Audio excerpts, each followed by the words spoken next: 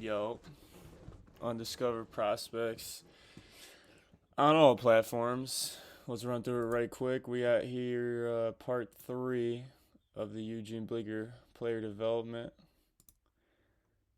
We're on Instagram, as you can see. We're on TikTok, and let's get right into it, yo. This is part 3, final part. We're gonna try to make it all into one video here, so I'm gonna be quick if he's dragging, but if he's not dragging, I mean, we'll chop it up into 2 parts. So let's get it. So every year with more and more technology and more addition of like data, right?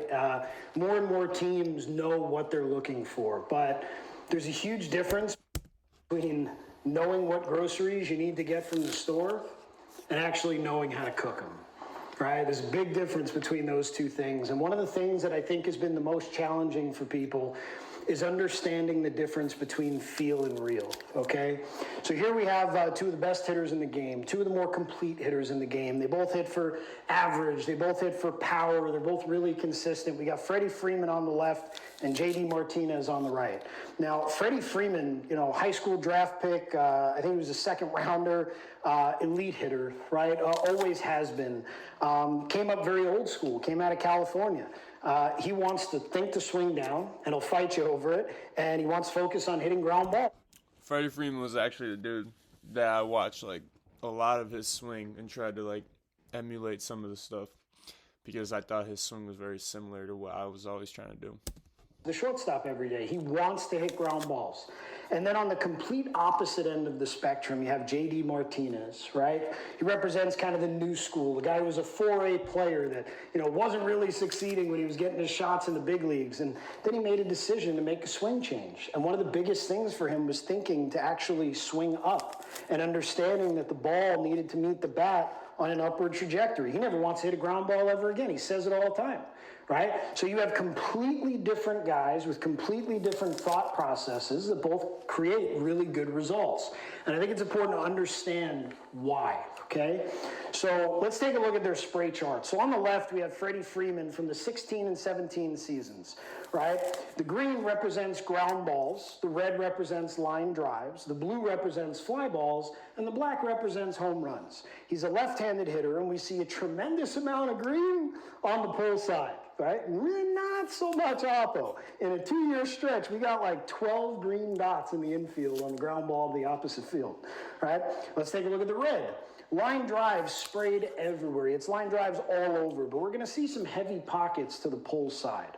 Blue, fly balls.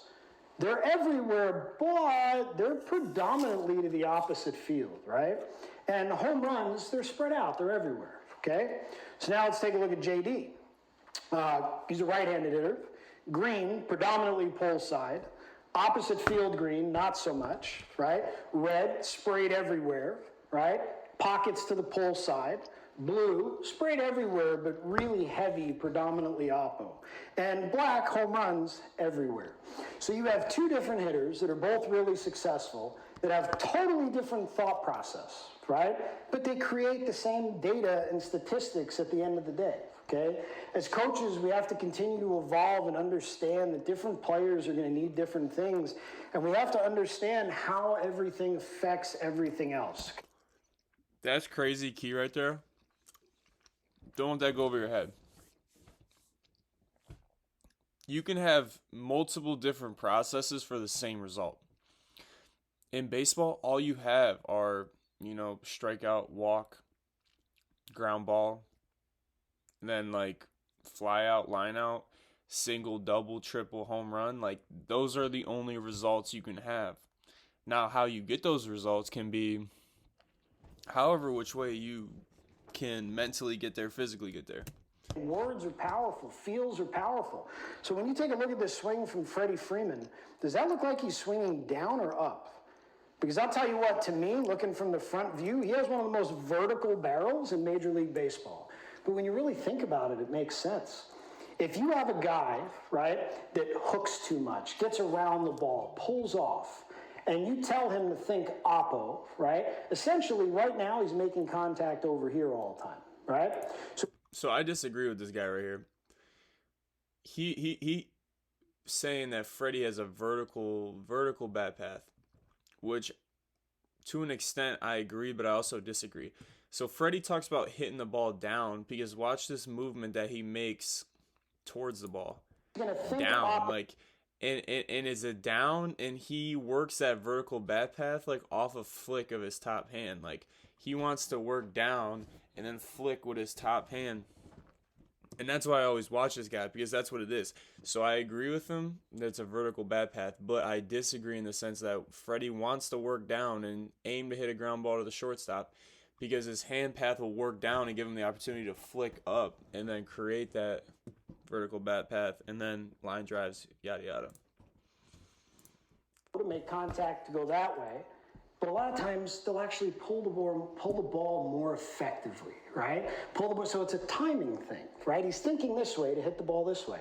The swing works the same north to south as it does east to west. When you have a swing that's that vertical in trajectory, if you think up, you're going to be up too early, right? You're going to be under everything, right? When you really think about the swing, like that arc we talked about earlier. All right, so I mean, I'm not letting him explain really. I'm just jumping right into it, but I think he's thinking past like the other videos that he had, right? He was talking about mental cues.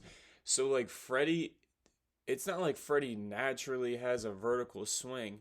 It's the result of what he's trying to do in the beginning of the swing, right? He talks about hitting ground balls to shortstop. That means he's trying to work on a down angle with his bottom hand, right?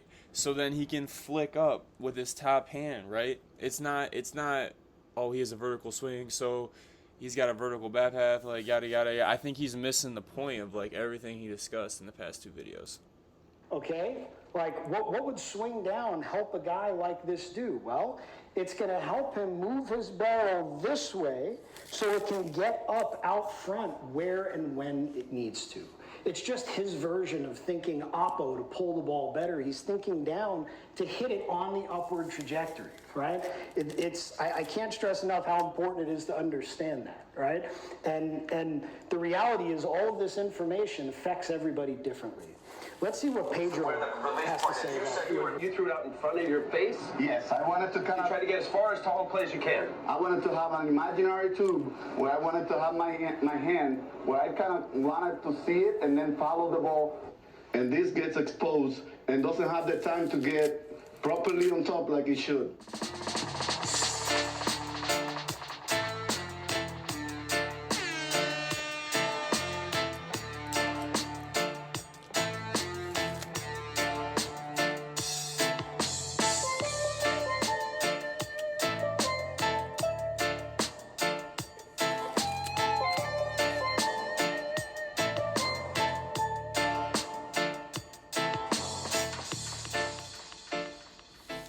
So there you have one of the greatest pitchers in the history of Major League Baseball, right? Doing a segment on MLB Network talking about his feels and then talking about arm injuries. And saying that, you know, on a breakdown of another pitcher that he didn't have time to get properly on top like he should. Is that where he actually threw from? No. Is that where he thought to throw from? Yes, right? When you tell little kids to get on top of the ball, right, they do this. That's another problem with baseball, right? A lot of people do like swing breakdowns, and they're like, this is the way, this is the only way, this is the best way, whatever. Whenever I try to do it, or like a guy like this does it, it's a breakdown, exactly what he's talking about, real versus feel. This is what he's saying he's trying to do, and this is the outcome that he gets from it. It's not saying that this is what he envisions doing and this is exactly what comes out of it. It's like, no, you're trying to create a movement off of a cue, and from that you get a result, right? So movement plus cue equals result, right? So you can plug in any which movement and cue to get that result. A single, there's not one movement and one cue for a single. There's endless movements, endless cues. Maybe not movements, but endless cues for a single result. Movement plus cues equals result. Pedro Martinez didn't do that. He threw from here, but then when he thought to get on top, he just tilted his trunk a little bit, right? He altered his plane of rotation, but the arm still moved the way it needed to move, right? There's just a huge difference between what people think they do and then what they actually do. And it's really important to bridge that gap. At the end of the day, it doesn't matter what the guy thinks. I talked about this in the first reaction, but the same thing with A-Rod. A-Rod gets slammed for talking about bringing his hand down to the ball.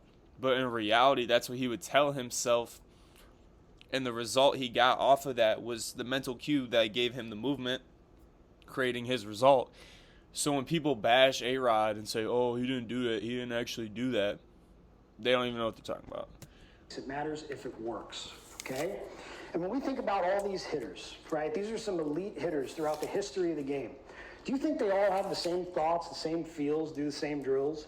No, right? When we take a look at Barry Bonds, he talked a lot about how his bottom hand was his power hand, but his top hand was the most important. That was his guide hand. Telling you, and I said this in the last video, top hand I believe is the most important hand, and I'd say it's the most important part in the swing, period. Obviously you can argue whatever you want, but that's how he struck the ball. In this video, he was literally talking about how he wanted to put the tee back and roll his wrist through the ball. Literally roll his wrist through the ball so he could get his top hand through it, right? How many of us as coaches are telling players that they need to roll their wrists into impact, right? Rather than forcing everybody to stay inside. That was a huge piece of his routine. You look at Alex Bregman and think about that famous clip of him talking about hitting. He likes to think about how he's got flashlights on his shoulders and his hips, and he wants to keep them facing to the opposite field while he pulls his hands across his face. Is that what actually happens? No. Is that what he is absolutely thinking and methodically working on doing that he knows is helping him hit? Yes. Okay? We look at Jose Altuve doing a segment on MLB Network talking about where did his power come from? How did you all of a sudden start hitting for more power? Well, he was hitting with Miguel Cabrera one offseason in Venezuela. Miguel Cabrera talked to him about scissoring and kicking back, and then he started doing it, and all of a sudden, the juice increased. I wonder why, right? These guys, the greatest in history, it's not that they understand the biomechanics, although they actually do. They understand a lot about what you need to feel to make it happen. Think about that video of Hank Aaron in the last presentation. We need to do a better job, not just saying, oh, what you're saying is ridiculous. They know what they're trying to feel. The greatest of all time are the most consistent.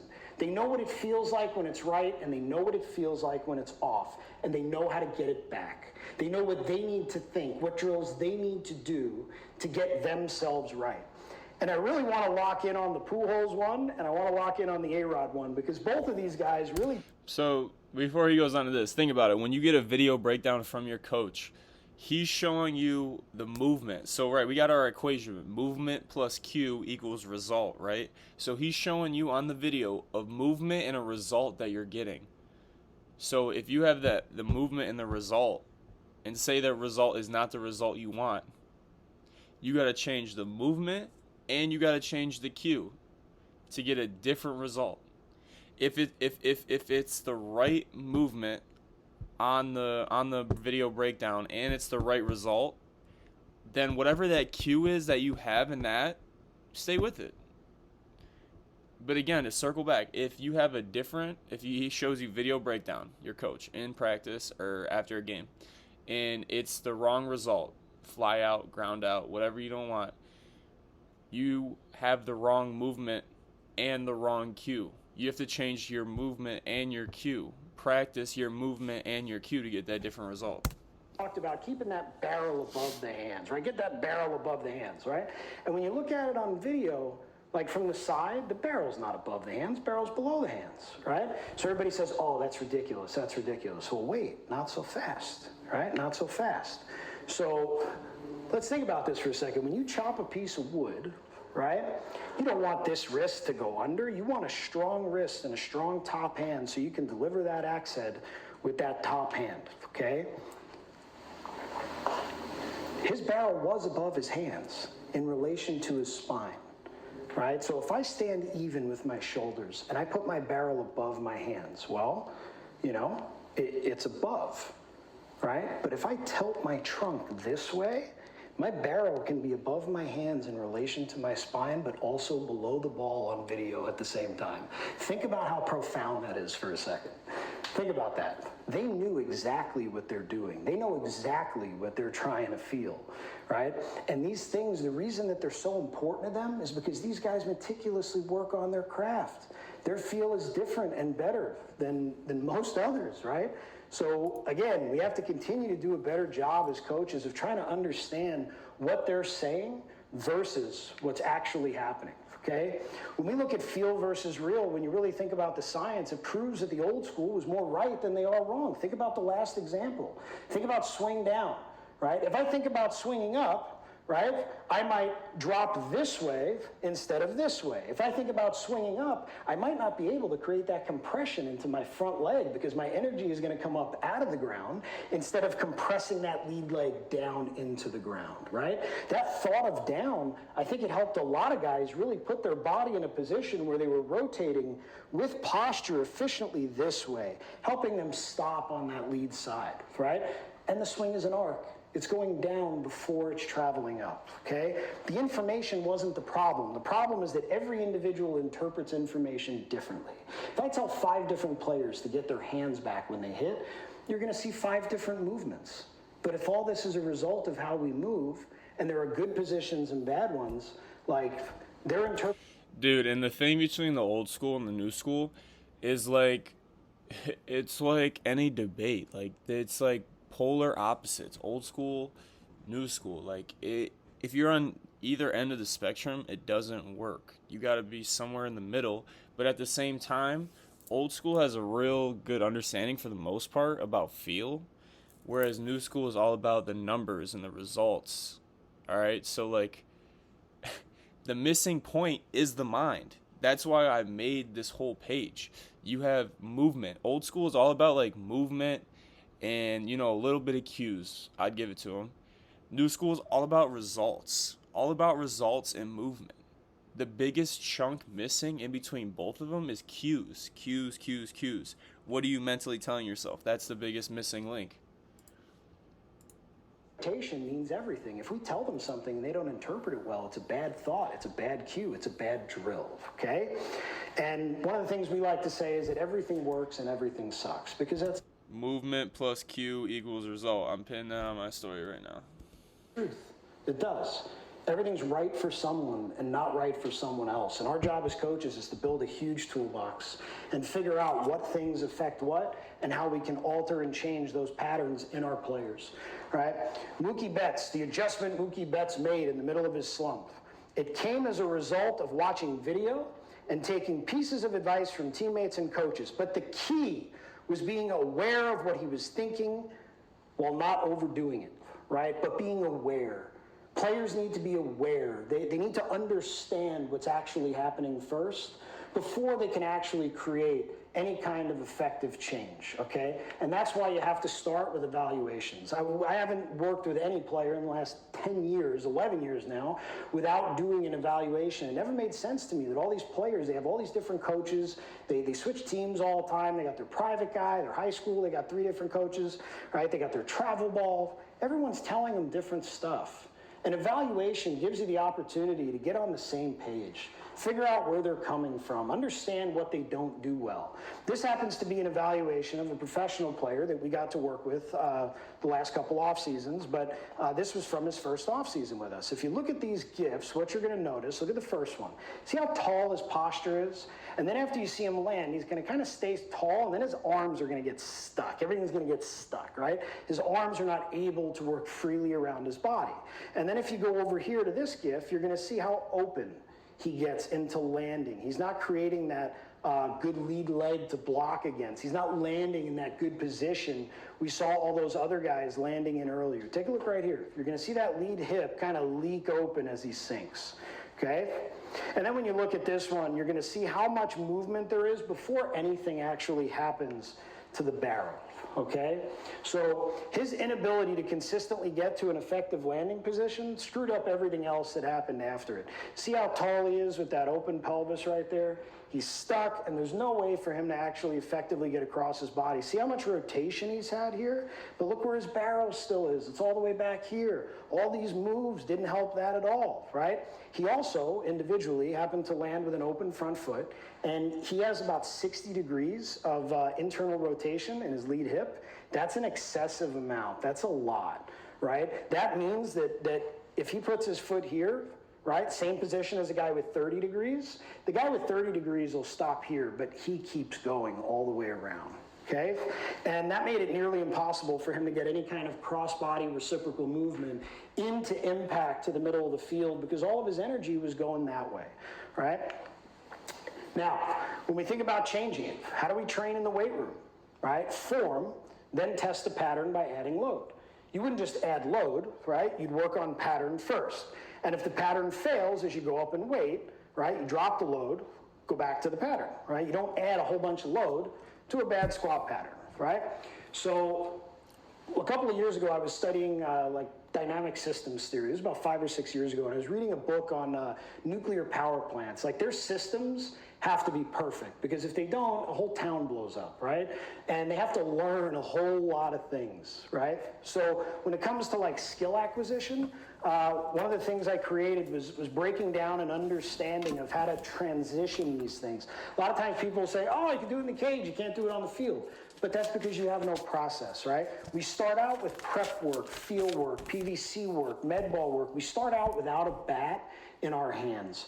When hitters or pitchers, for that matter, are in their natural environment, they're swinging a bat, they're hitting a ball, doing things they normally do, it doesn't matter if it's off a tee or live or whatever, like they're not comfortable moving differently than they're used to moving, right? You have to unlock the freedom of good movement by getting the bat and ball out of the equation and teaching them what good movement is and what it feels like to actually do that. And then you want to transfer it through stages of skill acquisition. You don't just want to go from that to the game, right? You want to transfer it because that's what makes the most logical sense. So, big keys. You got to start simple. You're not going to juggle 6 balls before you can juggle 2 or 3, right? Start simple, okay? Learn the pattern. Learn the movement pattern that you're trying to learn, right? Move in the way that you're trying to move. Get them to move differently. Get them to move more efficiently. Learn the pattern first, okay? Think about it from a musical perspective. If you play an instrument like the piano, okay, and you're a good piano player but not a great one, and you're playing a hard song, man, you're trying to play some Mozart or some Beethoven, something. Yo, this is actually crazy. He's spitting a lot of game right now. Yo, and if you watching, you better be taking videos, bro, because this is crazy. Difficult, right? Are you going to play the whole song every time? Or are you going to chunk it and break it down to smaller pieces, learn how to play those smaller pieces, right? And then kind of put Humpty Dumpty back together again. Well, seems that makes a whole lot more sense, right? You're going to slow it down, chunk it, and then build it back up. Hitting is no different, right? This is all motor learning. This is all skill acquisition, and that's a dynamic and complex skill just like hitting is. Think about dancing. Right now on TikTok, you see all these like shuffle dancers, right? My twins are practicing their shuffles all the time. Well, in watching them try to learn it, when you watch that whole thing, you can't do it. When you break it down into small steps and teach your brain and your body how to do it, you do it a bunch of times. Yo, it's crazy how many algorithms there are on TikTok, because I didn't even know this shuffle dancing was a thing on TikTok, but... You add more complex movement, you put it all together. It's the same thing, right? So let's take a look at some of the movement work that we did with this player.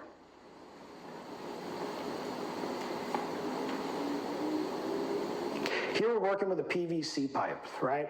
And we're just working on some efficient rotation with direction. We're trying to get the body to peel the leg, right? Forward, but resist, okay? Here we've added a foam pad into the ground to add some instability, okay? Working with the PVC over the back. We're trying some different positions and different planes. Sometimes taking it from the front of the body just to the back of the body or the back to the front can change the entire move completely. Explaining to them different things about direction, right? Whether it's that way, this way, pull, can also change and alter the way that they move, right? So you're trying to use all these different implements, right? Instability from below, instability from above, tension, right? Throwing some loop bands around the legs so as they rotate, they have to keep them spread.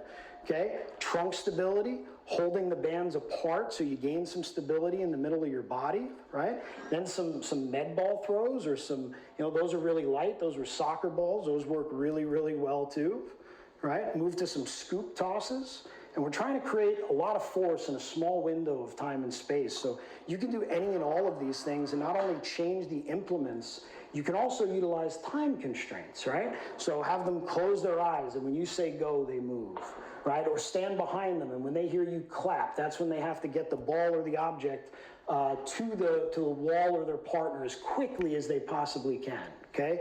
There's a lot of different ways to work on this efficient rotation. So on the video on the left, we have a guy hooked up to a belt, and we have a band pulling him back. And he's got his arms helicoptered out so he can feel the plane of rotation and direction while he's actually doing the drill. Here we have a similar version of it, but different. We have him hooked up to a Vertimax, and we have it attached to his back hip, right? So he can feel himself pulling his energy in his body into the ground to compress that lead leg. And here we've added a single arm med ball like the helicopter with also some instability from below, right? Just that foam pad again. Okay, now we're working with the foam roller here, so he understands where his feet are, right? That's just a visual to understand your position. And then he's spreading apart the loop band to hold stability in the trunk, and he's trying to take the direction of it. Think about this, man. Think about this. Like, you just want to have results. And this guy is as deeply rooted in like the swing as possible. He's at like the foundational movements of a swing, and you just want to hit more singles, hit more doubles. Like, think how far he's breaking this down right now. You can't just hit doubles. You can't just hit more doubles. You got to work on a process, work on the movements, work on the swing, work on the cues to get the doubles. It doesn't just happen, man. To the middle of the field, right? A lot of great hitters, not everybody, right? But some of the more vertical bat paths, you're going to see space held in the arms, right, as they work through the ball. And with this particular player, that's the kind of pattern that we were going for, because that's what we felt would work, make the most sense for his body and how it worked. Now we're on some Bosu balls, right? Some instability from below. We got the bands pulling our legs together, and we're trying to resist it and hold them apart. And we're also adding in a water ball, right? That's a physio ball filled with some water, trying to throw it, right? So all of these things are challenging their system, right, to continue to move more efficiently with more efficient rotation and direction, okay? So after you do these things, step 2 is challenge the pattern. Right? Change the drill, the cue, the implement, the feel, right? To keep challenging the pattern, to move it through these stages of skill acquisition. But one of the biggest keys, and I can't stress this enough, is that our goal is not to allow the changes to alter the pattern, right? When it's good, right? We want to narrow the bandwidth. And I know that this goes against some conventional motor learning theory and skill acquisition and science, but I have a huge contention with that stuff, and I'll tell you why, okay? Well, science will tell you no one's ever swung the bat the same way twice or written their name the same way twice, and that's true. It's 100% true. I like to study a lot of things, I like things to make sense. I like them to be logical. And I like to study a lot of things outside of baseball to understand baseball and education better. And there's nobody better than the Greeks when we're looking for logic, right? They had this thing called the one in the many, right? And this is a really powerful thing. So philosophically, I want you to think about drawing 5 circles, right? I want you to draw 5 circles. And if you sat down and you did that right now, right, you drew 5 circles, is it likely that any of them are going to be identical? No. None of them are going to be identical. None of them are going to be perfectly identical. For that to happen, you would have to put the same amount of pressure with the pen in the same exact way, move the same exact speed to have no variation. It's literally impossible, just like signing your name. 100%. None of them are going to be identical. And mine are going to look drastically different than yours because we have different understandings in our brain, different mental maps about what that circle is, okay? Now, brings us to number 2. Do you think your 5 circles will look the same or be identical to anyone else's? No. Okay, of course not, right? It's just like DNA and fingerprints, okay? Generally the same concept, small differences. While the human body is different for everybody, we all are comprised of many of the same components, right? And while we're all over the world right now, in different temperatured environments, all of our internal body temperature is roughly 98.6, right? But it's not exact. There's variation, there's bandwidth, okay? So, do you think it's impossible to draw the same circle twice? It is, right? Well, we've covered that. It is impossible. However, here's the one and the many, okay? The one is the abstract. That's the mental image or the map you have in your head of what the perfect circle is, right? Based on the things you observe in the world, the moon, the sun, tires, eyeballs, flowers. We see these things and it gives us an understanding of the abstract, the one, the perfect circle, right? The many exists within the one, right? You have the one, that's the abstract, but the many is the real, right? The abstract is almost more real than the many because of the ever-changing bandwidth, right? But here's the thing. If you wanted to be an artist and you wanted to learn how to draw perfect circles, you wouldn't just say, now it's impossible, why bother? You'd do it slow and then faster. You would change the weight of the pen, the size of the pen, the width of the pen. You'd learn how to do it standing on one leg. You'd learn how to do it getting on a boat, right? Having it shift you. And like people who are watching this video, especially if you're in high school or you're like in college and you don't have a lot of bread for like coach, like paying for instruction or whatnot. Dude, like I didn't get a lesson. I didn't pay for a lesson like my whole college career, and I might have gotten no more than like 5 like one-on-one instructions my entire college career. The thing about me is like I was always watching stuff and I was always playing around with different swings, different slight variations, and I would do it over like extended periods of time. I wouldn't just do it one practice, dip, quit. I would work something, figure out, okay, I don't really like this part of it, change it, keep working. You don't need expensive coaching to figure this stuff out. Right? But trying. This video is free on YouTube. Like, if you just gotta dig. With all of your power to not allow the ever-changing environment to screw up your ability to control what you're trying to control and draw that perfect circle. And when you really think in your head about the greatest of all time, whether it's Barry Bonds or Mike Trout or Verlander or Max Scherzer or Randy Johnson, what bandwidth did you really see, right? Did Randy Johnson ever look like Max Scherzer? No. Does Max Scherzer look like Greg Maddux? No, right? He looks like Max Scherzer, and if you closed your eyes right now and thought of Max Scherzer, you'd see one throw. You'd see one delivery. You'd see the big rock signature moves that happen, right? So our goal is to narrow the bandwidth. We want to alter the pattern, and then we want to narrow the bandwidth, right? We need to make this pattern as efficient and as powerful in the shortest window of time and space possible. We don't want to leave tremendous room for variation. We want to get off our A swing more often than everybody else. So we got to alter it, and then we got to narrow it, okay? So as we continue to move forward, challenging it, we can add some visuals. So here we have the player that was in the evaluation, and he's doing some bottom hand throws. So he's in a landing position right here, a little angled closed, and because he has that 60 degrees of IR in the lead hip, that's really important for him. That played a huge role in what happened, okay? So the bands are just trying to hold it and spread it apart, right? And he's trying to throw the ball forward with force. So we're adding in visual, we're adding in direction. Here, this is one of our young players. He's in high school. He came up with this on his own, right? This was quarantine. This was COVID. He didn't have anybody to throw him the ball, to do the helicopter drills. So Exactly what I'm saying, man. Look at that. 14-year-old literally came up with a great drill. If you want it bad enough, you'll do stuff like this. Like, if you just want to be nice, if you just want to be like best on your team, best in the area, get to college, you know, be all section, all region, whatever it may be. Like, if you just want to be that, it's tough, man. You gotta want it, like, and you don't gotta do stuff like this. You can do whatever you need to do, but you gotta be putting in the work in physically and mentally. We have guys come up with stuff all the time, right? Because it's not about what we know, it's about continuing to figure out how can we do it better. And that worked really well for him. That's a good drill for him. And here, he liked this one a lot too. He's taking the water bag and trying to strike a ball with it, right? So a little instability from above with a visual of trying to actually attack a ball, okay? Here, two of our pro players, okay? On the left, right, he's got some bands again, trying to pull them together while he's trying to hold it apart. And both of these balls are filled with some water, right? 7 to 10 pounds. If you are not using water-filled implements for training, go get them now. Right?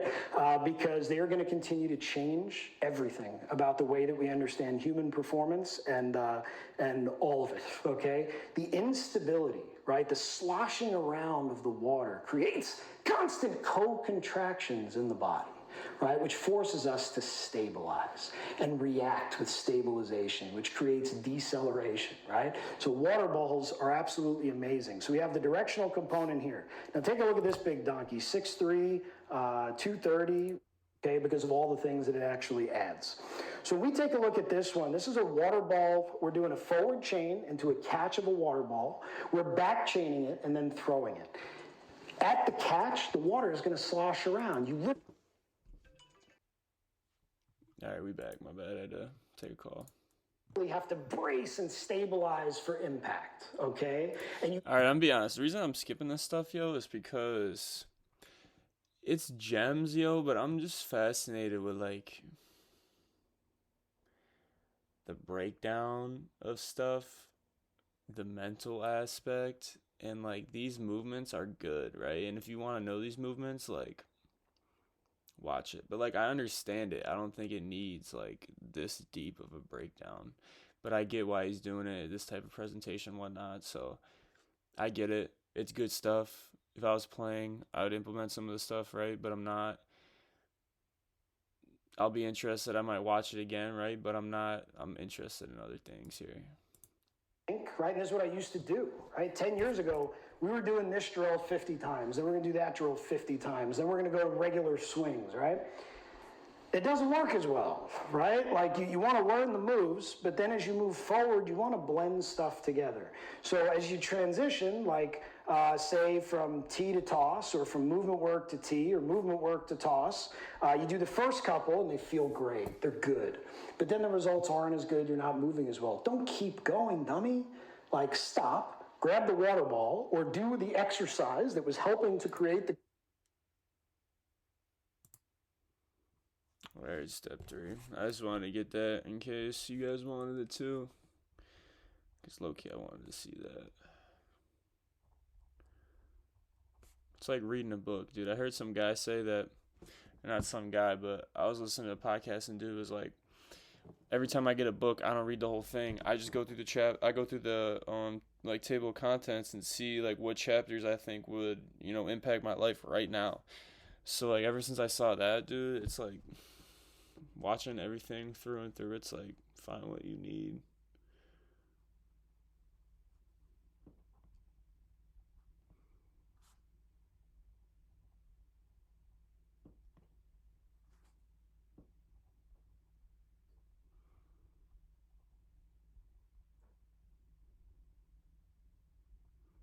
But again, if you want to watch the whole thing, get all these drills, like for sure, it's a good video to rewatch, right?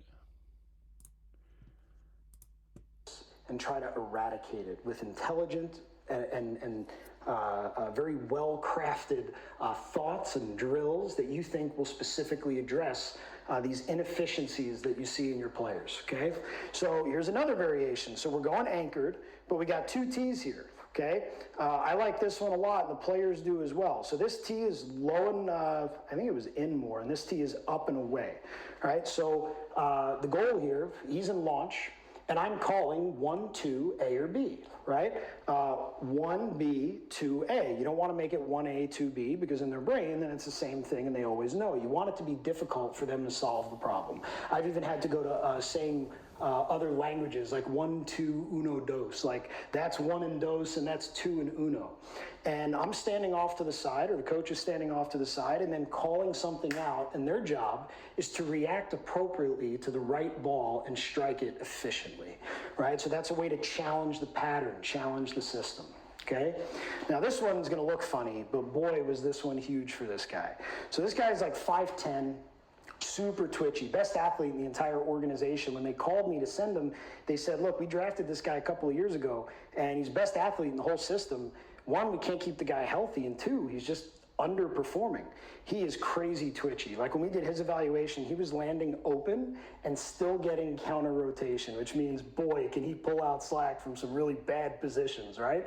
But it made sense. He had no space. He couldn't have direction. So his posture, he's up real tall. And when you think about it, he's 5'10".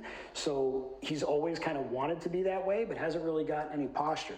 By elevating his feet on the tires, first of all, the tires, you don't want to fall off, right? So you're not going to move him around too much, right? You're going to keep him stable. And by elevating him from the toss and then throwing down here, it forced him to gain a whole bunch of posture to really feel what it's like to hit a ball below him. We basically took a guy that's 5'10", made him 6'5", right? And got him to feel what it's like to rotate and put force into the floor. This was one of the best drills for him. It was. All right, and I think that's crazy, actually, because I am 6'5", and umpires, they just always call the low pitch. So I feel like what he just described working on this guy with was something that I naturally had to adjust to, which is crazy to think about. Or not crazy, but like synchronizing, right? So, I mean, that's interesting. His favorite, and it created some really nasty moves, right? Striking heavy objects. This is absolutely spectacular. It doesn't matter who you are, what age level you are. Works for a tremendous amount of people, right? It's a good thing to do. I don't care who you are. This is something you should do with all of your hitters because this is helping us ball strike an object, and feel that moment of impact, right? Now, heavy balls are good, right? But I like things filled with air better. So like soccer balls, and hitting a heavy bag is good too. Like soccer balls, basketballs, volleyballs, that type of thing. Because when you get to impact, you're gonna feel the bat and the ball like gonna bounce off each other. It's gonna create a stopping moment, right? You don't wanna teach mechanics, you wanna teach feelings. If you get somebody to feel that, right, and they're a good athlete, and then you say, okay, now do that to the ball, you're going to see different movements show up. Throw a K-vest on a guy, get in the lab, do it. I promise you're going to see different things, right? It's helping them move more efficiently and learn how to actually strike the object. So hit lots of heavy stuff, okay? Or not even heavy, but like, basketballs aren't heavy, but compress and strike a lot of different objects would be a better way to say it. So in this next video, what you're going to see is us transferring through those stages of skill acquisition. We're working off a machine, right? Do it with drills, right?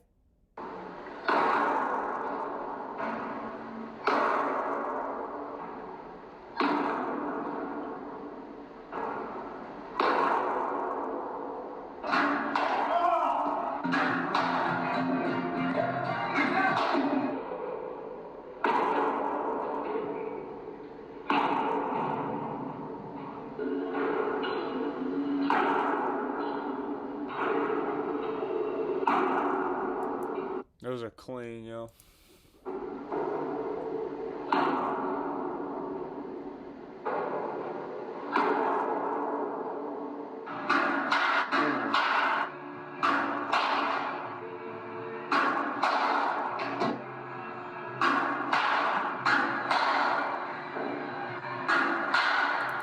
Dude, you see like how smooth the hands through the zone look?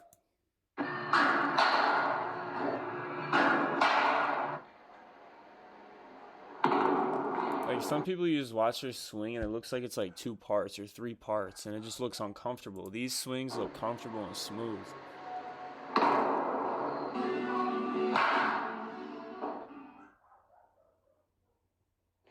So when you watch those, So like however you can get to a comfortable and smooth swing, that should be like your ultimate feel goal. It should look smooth, it should feel smooth. swings, right?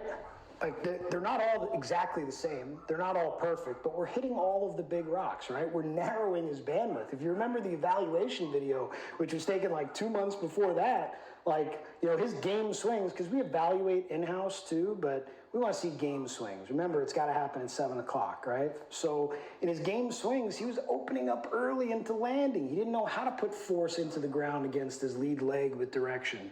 And in those swings, challenging him with velocity off of a machine from a wide base already in the ground, after all that movement work, it helped all of it start to take shape. So the next thing is starting to work on forward moves, okay? And a big piece of that is just understanding how the upper body and the pelvis need to work. So let's take a look at this video. So right here, we're using a band to hold stability in the trunk, and we're working on learning how to isolate and control the pelvis. When you see a lot of the greatest of all time, as they move forward, you're gonna see their knee work towards the catcher. You're gonna see their backside start to get a little bit of rotation. So we're really trying to isolate that move, right? And try to feel out what it's like. And there's a million different ways you can alter this, right? You can take their shoes off so they can feel the ground better, which I recommend.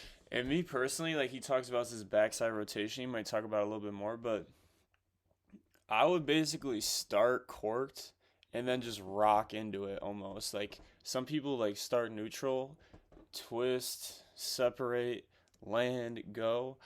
I would start separated basically and launch almost, like tap, like kind of load my upper half a little bit and then just rock into it, where like some people are like really like gather and go.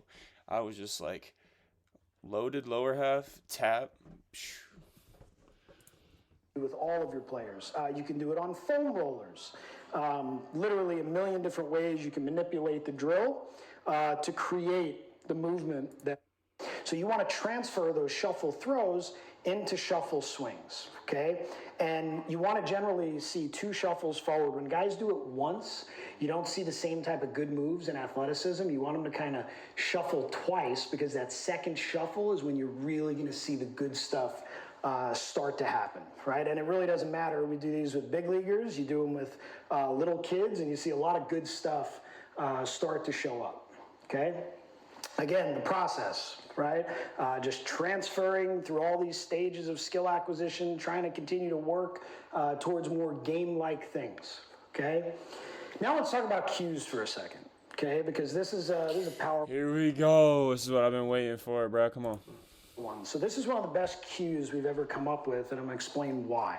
So this all started a couple of years ago. I was with one of our hitters. He was a college player, and we were trying to figure out how to get him to understand what he needed to do differently to produce better results, right? And he's built like Trout. Like the dude is 6'3", 230, ran a 6'5" at the pro day, can hit a ball. I've seen him hit a ball 121 from the right and 114 from the left. And he's not even left-handed, right? So I was looking at Trout swings, and I saw this ball he hit off on Maeda a couple of years ago. It was like 454 to the pull side, just an absolute nuke. And at the end, you see his front foot step across, right? And then I started to think to myself, well, the brain maps backwards, right? If you think about something at the end of the chain, things earlier tend to help clean up. So I said, hey, do me a favor, take a look at this swing, right? Take a look at this swing. See how he steps across with his lead leg at the end of the swing? I want you to try that, okay? Now, while Mike Trout doesn't think about it, right? He just does it. And this little kid right here, right? Look at his dad's face. Look at him looking at his kid. He thinks he's got a big leaguer already. Right? His kid's like 6 years old, hit a ball over the trees in the backyard. Dad's like, holy cow, son, we got something good going on. Take a look at his front foot. Does the same thing. He's not trying to do it either, right? When it comes to teaching and when it comes to cues, like, just because someone doesn't think about it doesn't mean someone else shouldn't. Right? Everybody has different things that they think and try to do. Jose Altuve learned the kickback from Miguel Cabrera. Now, you still can find video of him doing it in the minor leagues, but not as effectively, not nearly as much, and he didn't think he was supposed to. As soon as he was made aware of it, that he was supposed to do it, he was able to blow up using it, okay? So just because one person thinks about it and the other person doesn't mean that people shouldn't think about it. So what actually happened with that player that I mentioned? Well, here he is. This is him and this is Trout. This is from that day, right? That day. That's pretty amazing. For a guy with an engine that large, there was a tremendous over-rotator and his pelvis wouldn't stop until like 95 degrees. About how to transfer to 7 o'clock. Well, that was him. That was the swing change that we made that literally changed his career, and he ended up getting drafted. And he'll tell you the same thing. Right? The year before, numbers not good. That season, numbers not good. Came in one weekend to try to figure it out And after that, everything blew up, and now he's playing professional baseball. That is the power of player development. It could be a cue, it could be a drill, it could be anything. It can literally be anything. The goal needs to happen when the lights turn on, and working on good movement helps create those things, right? That's what helps create it. At least that's what we've found. That's what I've found in these years to be the most effective. Let's see what his game swings ended up looking like.